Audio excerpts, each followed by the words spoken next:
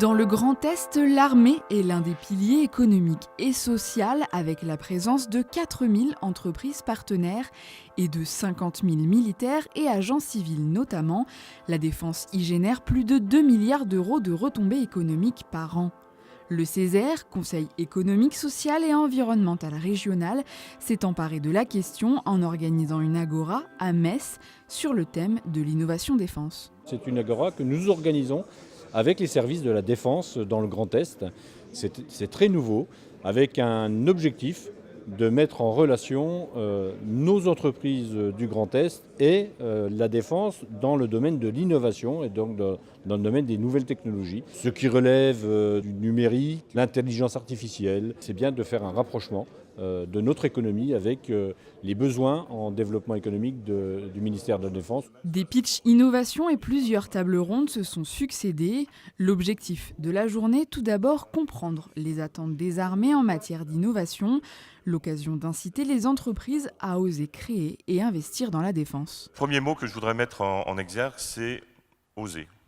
Parce que finalement, on a aujourd'hui une fenêtre d'opportunité, on peut oser des choses. Et donc l'innovation n'est pas que technologique.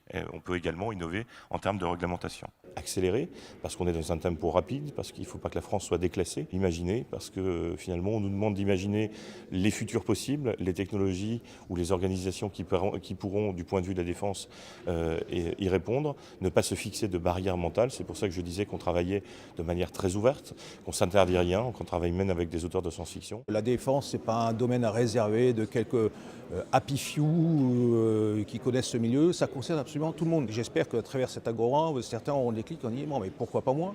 J'ai potentiellement une bonne idée, à qui je m'adresse vis-à-vis de la défense pour la partager, voir si finalement cette idée est exploitable ou pas. C'est le soldat aussi qui est au centre, parce que c'est aussi protéger le soldat, l'innovation aussi c'est dans la protection, mais aussi sur les scènes, que ce soit sur le terrain national ou aux opérations extérieures qui sont dites les OPEX.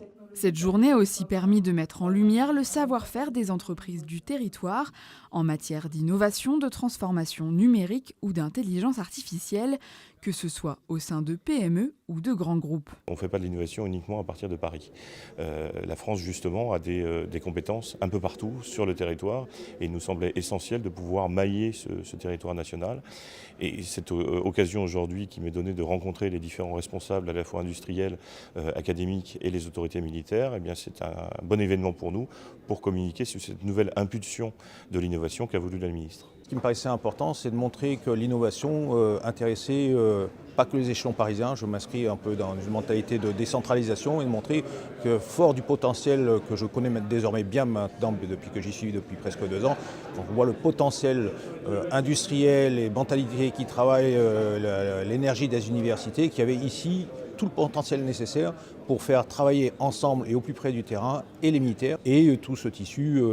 Je suis convaincu, vraiment à titre personnel, que toutes les conditions sont réunies pour faire de très très belles choses ensemble. Un colloque pour rapprocher la sphère militaire du domaine civil, représenté par des entreprises privées mais également des instituts académiques ou publics, mais aussi pour montrer tout le potentiel de développement sur ce sujet dans la région Grand Est et à terme de voir naître des projets collaboratifs en matière d'innovation défense.